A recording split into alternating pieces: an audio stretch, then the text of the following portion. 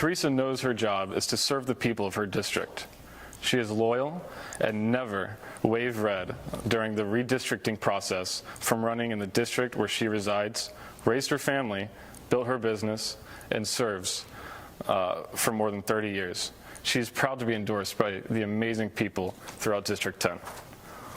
Welcome to the show, Councilwoman. Hi there. It's great to be here. Great. Yeah. We're very happy to have you.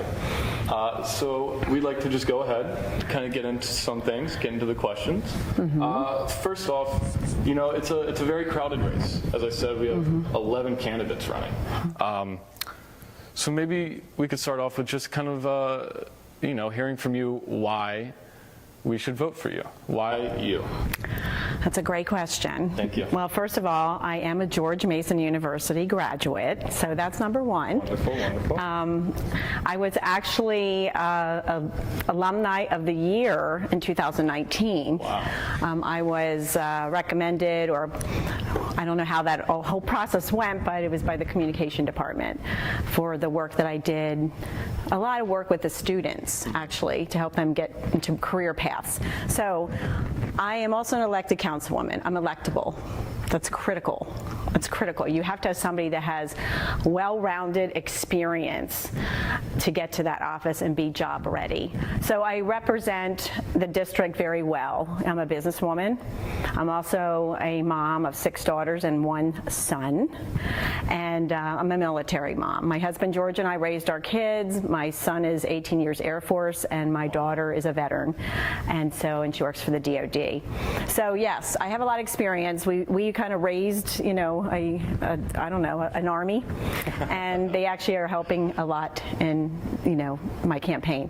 And I do have Allison graduated from Mason, and Jillian will be graduating as well, and my daughter-in-law graduated from Mason. That's a lot of patriots. So we are a patriotic family.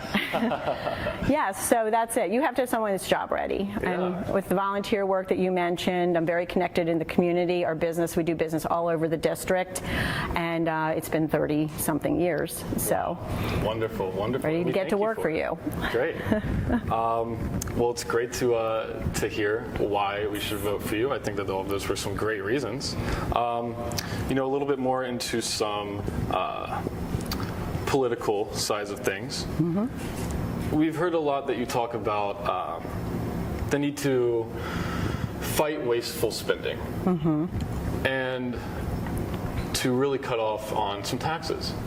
So I'm kind of wondering, what in your mind are some examples of maybe some previous wasteful spending that has occurred, or you know, an example of something in the future, something that we're fighting right now that you could see as some wasteful spending? Okay, well, I was elected before the pandemic. Okay. And then the pandemic hit, education crisis, economic crisis. There are times that we need to spend, and that was a time that we needed to stop the jet from crashing and get back on track. We actually weathered pretty well in Manassas City because we have a very diverse economy. That's important. We have manufacturing, some hospitality, restaurants, retail. It's a good mix. So we did very well with that. I'm in economic development. I was in economic development as the liaison and the airport commission. So we knew our community well. So wasteful spending. Well, we're the second highest tax rate in the state. Interesting. Okay. Interesting. Now that is because we are a small city, so it's economy of scale. We have to have a fire department. We have to have schools. We have to have, you know, all the facilities, everything that we need to run a city, and we're only 10 square miles. So it's an extra burden on our citizens. But because of that, we have to be incredibly careful about how we spend.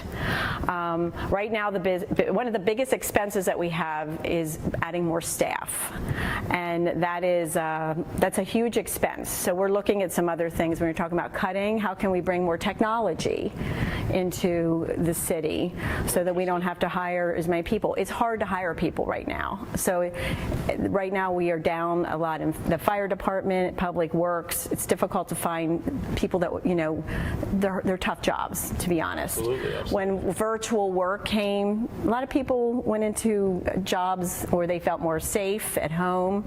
And so we have to deal with the workforce, getting people back to work, and it can be very expensive. So we're looking at technology, and that's great. You know, United States of America, we are the leaders in technology. Yes. You know, we have a lot to offer. You know, we have amazing universities like George Mason University where ideas come out and make our country better. Yes, it is a beautiful university, isn't it? Yeah, it is. Yeah. To actually play off of the beautiful university that we are both so familiar with, a lot of your family members are alumni, as we spoke about, as well as to bounce off of the wasteful spending, cutting taxes, and other ways that we are spending money. I'd like to look at the recent stance that President Biden has taken against student debt and how he seeks to, through executive action, cut student debt.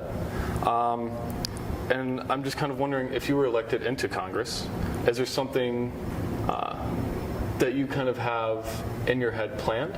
Do you support the ideas from President Biden or from other sides of the spectrum for this argument to cut student debt? Yeah, so that is, I believe we need student debt reform, to be honest. We have to start from the ground up. How is this happening? Why is it so expensive?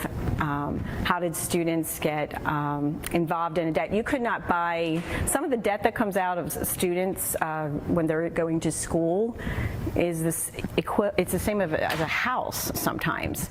You couldn't get a mortgage on just a signature today. So it's crippling to students that are coming out. We need to slash the interest rates, first of all. That ends up adding a lot to the principal of those loans that I think is unnecessary.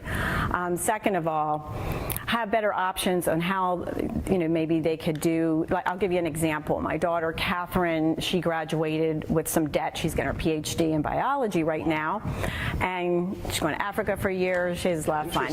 I get to go visit her one summer. Good for you. But she joined AmeriCorps to get a chunk of her debt taken away. There's things like that out there. You have people that have paid off their debt. This is where the problem is.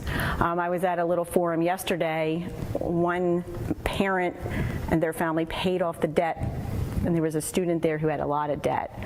And she's like, I don't want to pay your debt. It has to come from somewhere. It's not free. It's not a write-off. It's actually got to come from somewhere. Like, universities have been paid. So where is it going to come from? But you have to make it affordable for students. In the beginning, education has to be more affordable. Absolutely. They need to understand what they're signing. And they also have to be able to afford to pay it off so they can get to a point where they can buy a home or get a business. It can be just crippling. So total reform is what we need. Great. From the ground up. You have to start somewhere. Thank you. Great. Well, Councilwoman Ellis, there's a very important primary coming up for you, May 21st.